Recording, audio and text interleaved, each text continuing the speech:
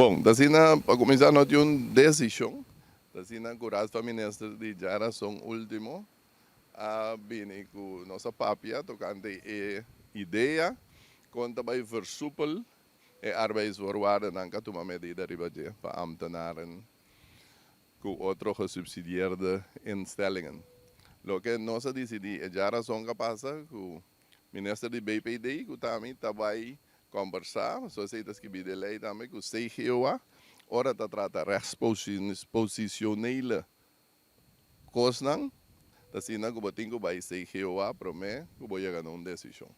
Mas agora aqui, lo que rata decidida, a um paquete aqui, vai com o CGOA, reunir com nang, ora bota klein naam, de bim back, en dan nós tomamos uma decisão definitiva, que está vai vira.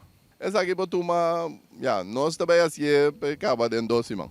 Bom, porcentagem, mas nós também bisabo, dor com ainda, nós temos bem papel que vagbonde, não? Dus, é com a lec, pero a mim bisabo percentagem. E fundo não também, dor de subida de entrada não, de belasting.